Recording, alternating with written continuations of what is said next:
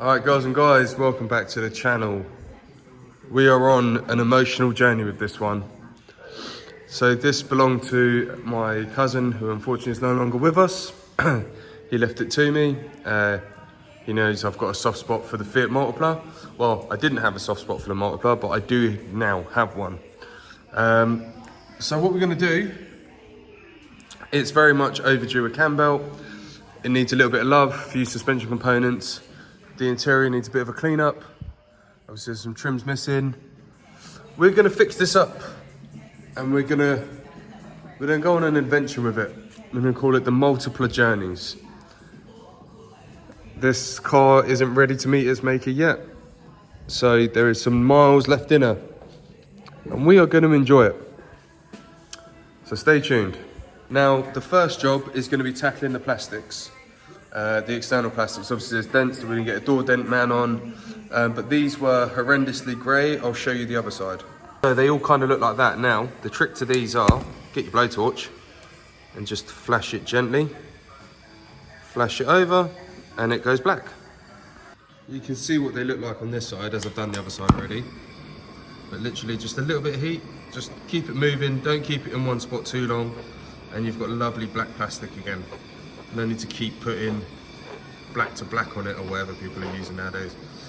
A little bit of heat. Who can go wrong? You can't go wrong, really, can you? Now, you can literally see the difference. Mental. All right, so they're all done. I'll go over them again once I've realised what I've missed. Gonna do this one and the bottom valance trim. I think you'll notice the best difference with the valance trim. Look at that. Already going black. So I'm going to stick to setting fire to the car a little bit. I should have really cleaned it before I've done this, but those who know me know that that is a mere necessity issue that I don't really care about. We'll get it cleaned after. So I'm going to do all of this and then we'll get moving.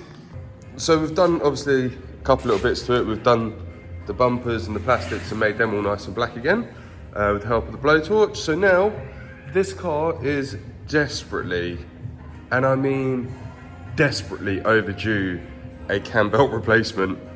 I know it's not had one in 5 years because I've known it for 6. Well, in my cousin's ownership, it was 6 years he's had it and he never had a belt done. And the previous owner to it was another family member, Raf. He had it a couple of years, he never did it.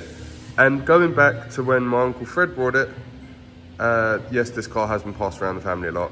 He never did it, so potentially we're looking at a car on 120,000 miles on a 52 reg that has the original cam belt. We believe, but let's find out. Okay, so I had a bit of a moment, couldn't find the lock and wheel nut, found that, wheel off. There is no under tray, even better. We're replacing the auxiliary belt as well, doing this to get an idea of the route, because you know we're gonna forget that. The arch line cover, there was a 10mm bolt that goes right up there. So if you're ever doing one, not that there's many around and this tutorial of doing a cam belt isn't going to be that useful, but now we're going to remove auxiliary belt and gain access to the cam belt. Alright, so fast forwarded a little bit. So what we've done is, I just realised you don't actually need to support the engine when doing this because the engine mounts at the bottom there, which is a result. So I've taken this upper support bracket off here, 2 16s, just moved a few pipes out of the way and got all the timing covers out and removed the lower pulley. Now, being a 198 valve, I've made the sufficient time marks. I'm happy to say that this has had a belt before because obviously there was timing marks, which makes me feel a little bit better. So I'm marked at the top and I'm marked at the bottom. I've reused the old existing marks because I'm happy with them. The water pump looks like it needs changing, which we're changing anyway. So now we just literally need to undo the tensioner and start replacing the belt kit. So cam belt is off. Now in order to get the water pump out, you need to remove cam pulley, which is an 18, and you need a cam pulley dolly holder thing. I just went to use mine and then it became Wi-Fi. So I'm gonna just quickly weld that back together. Luckily it's steel, Chinesium steel no doubt. And then we'll get that on. So slight delay while I just do a welding job. Well, I thought if one's gonna snap, the other one's not too far off it. So They are still schmocking, but reinforced now, so that's all good. For the eagle-eyed viewers, they'll see that it's gone 2 teeth out, but it can go a little bit out. It's not good practice, should really keep it in line, but it doesn't actually matter on these. You're normally fine, but just be careful. And you'll think, why are you taking it off in this position? Well, it's actually keywayed, so it can only go on in the way that it come off. And now we've got to the water pump. As you can see, there is the cam position or cam phase sensor there. Please be very, very careful with that. That can easily break. And then it's just 2 Allen keys to remove the water pump and get your coolant bucket ready to catch it. Right, I've got the tripod out for once. And with the water pump, we've got the bucket underneath ready to go. Just make sure these are in, because you do not want these to slip and round. That is going to be a bad day. Oh, that was FT, if I do say so myself. Right, now, let's see if we can go 2 for 2. Universal hammer. Do you know, I'm not upgrade to a half.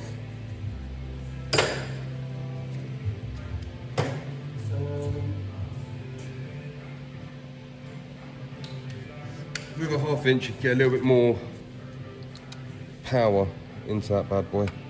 Oh, I can't get it in. Go on, let's hit the jokes. Here we go. Okay, there we go. So the cam position, cam phase sensor is unbolted and out the way. So get these out and get ready to replace the water pump. Like I say, these are very important to change every single cam belt. Not so much time and change, they're normally external water pumps, but with a cam belt, you change the water pump every time, especially on the 1.9 Alpha engines and diesel Saabs, whoever else uses them, Vauxhall, because when the water pump seizes, they turn into pretty much just a heat magnet and end up destroying the cam belts. So what I'm going to do is I'm not going to take this one all the way out. I'm going to leave it in a little bit and then just knock the water pump out, so then we just don't get a flood all over the floor. Really wish that would stay in a nice place. See if I can wedge it in there. Perfect, wedged. Let's get a little lever bar.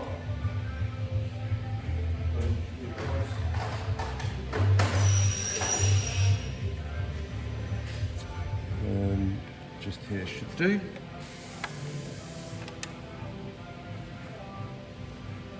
Little bit of pressure and the floodgates will open. There we go. Oh, missed the bucket. Right, we're going to let that drain slowly. Let that drain slowly, try and reduce the amount of mess on the floor. And we can already see it is a plastic water pump, which is fine. Right, now on to the next bit. I've taken the water pump all the way out, undone the coolant cap just to allow the remaining stuff to come out. It looks like it's pretty much just water in there. So we're going to fully drain that system and replace it with some good red antifreeze. Okay, so it's fully drained out. We've cleaned it up a little bit.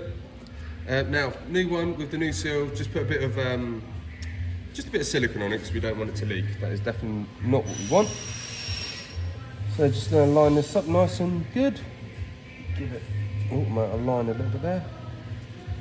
So make sure that goes. There we go. In. Let's chuck the bolts in there quick time. Should have really cleaned the bolts, but how much time do you really spend on making everything absolutely concourse? Just so you know, these are 6mm Allen keys. Battery's going flat. Perfect timing. Let's get it in a bit.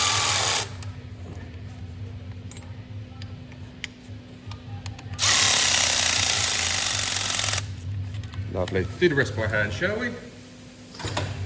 Why not?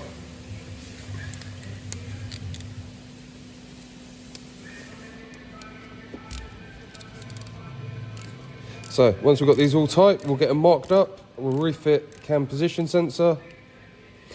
And then what I like to do at that stage is fill it up with antifreeze to make sure we don't have any leaks, because that is definitely not what we want.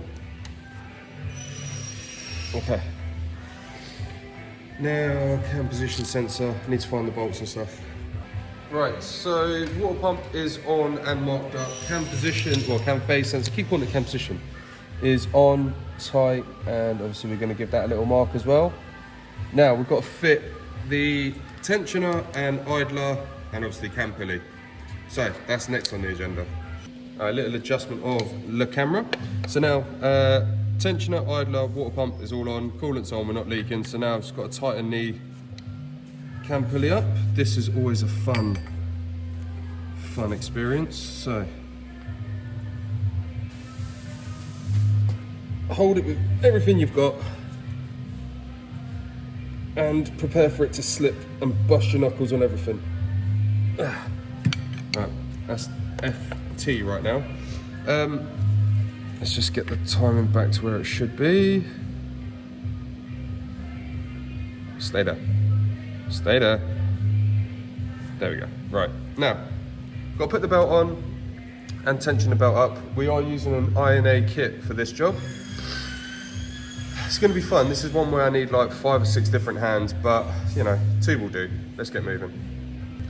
Nearly forgot to press record. So we're on. You want to keep the slack cam belt tension aside. That's where you want to keep it. And then just slip it on. It is a bit of a fiddly mistress, but we will get it there. Then once the belt is all on, do apologise for me sniffing. I have a cold at the moment, but you know, work continues. So there we go, we are slipped in and on. Now, the fun bit with this, if I move you around here, is getting the tension correct on the tensioner. You don't really have much to go by, but as long as your points all stay the same. So the tensioner, the way that I've always done it and the way that it should be done, so here's the old one. This needle needs to be like in the middle here. There's a dot, I always line it up to the dot, so you can't really go too wrong. Funnily enough, the kit that come off was actually a genuine timing belt kit, but we have no idea how old it was or anything like that, so we are just in a, well, we're going safe than sorry. That's the best way to word it. Now, let's get some tension on that belt. Okay, so here you can see, I want it to the dot. You can see there's just a dot above. If it focuses, yeah, so the arrow to the dot.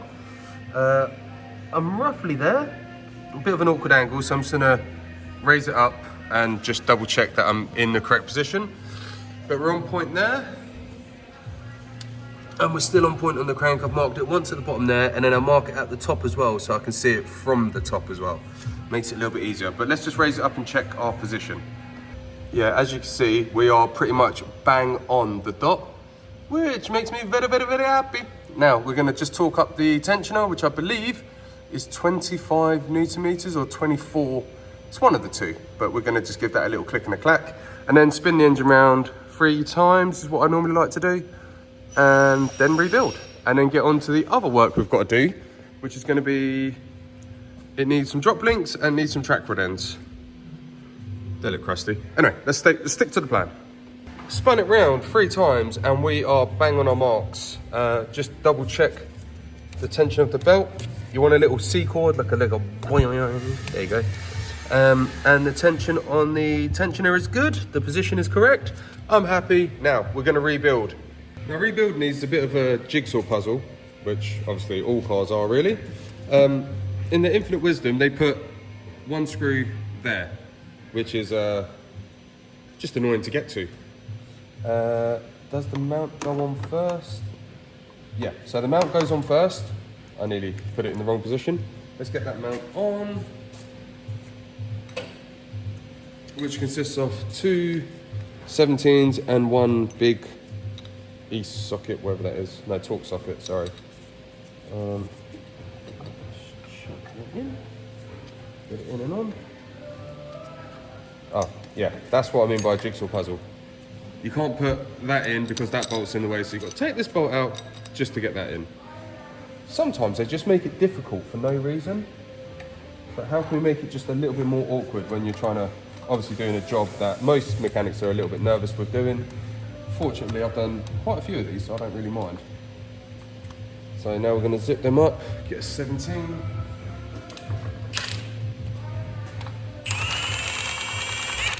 And I know I don't need to say it, but turn it in a few threads before giving it depth with the machine.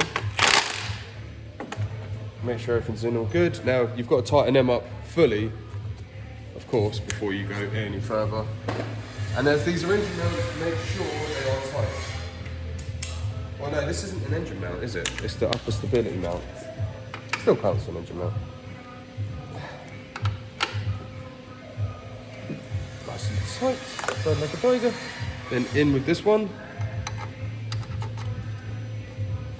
Then you can start refitting all the covers.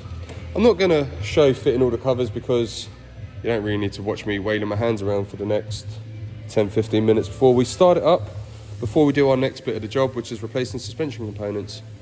Well, there we go.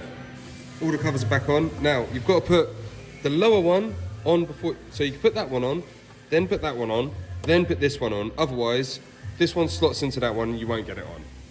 Now, so put the stabilising bar back in, connect up all this stuff, then, well, auxiliary belt and stuff like that. So we're getting there. I love these jobs. You don't need timing tools for them, and they're just simple to do. But I'll say it's simple when it's running. All right, so we put the, whoop, nearly dropped you. So, idler's back on, that's a 15. Put these 4 back in. Now we're gonna fit a new auxiliary belt. And the auxiliary belt is on. It's perfectly in the grooves, no runoffs or anything like that.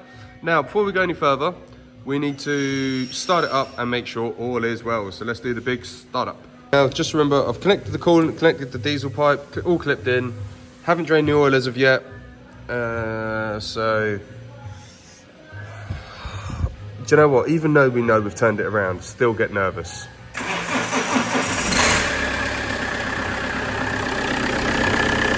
Yeah, buddy. Okay, that's operation 1 complete. No air bubbles coming up yet. So now we shall continue and do the remaining jobs like the service, track rod ends and drop links. Alright, so we replaced drop link, didn't record it, cleaned all the threads up, replaced the track rod end. Going to do the same on that side, but we put all the trims and stuff back on. Oil's nearly finished draining, wheel on and onto side 2. Alright, just giving it a quick little clean because it's very dusty. Now, I'm going to change the wipers. I've remembered I haven't done that black to match the rest. So let's do that. Remove the plank.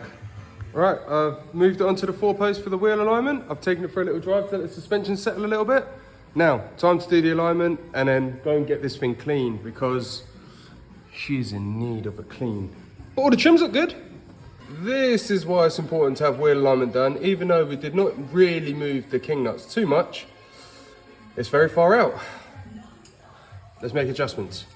A lot better. It was on 1111, but it's moved. But overall, the combined is correct. So now, time to go and get this bad boy out on road.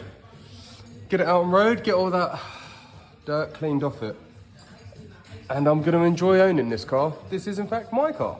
So, I forgot to do a finishing video on this car, but everything is all good. Tested, no knocks, no bangs. This one is done.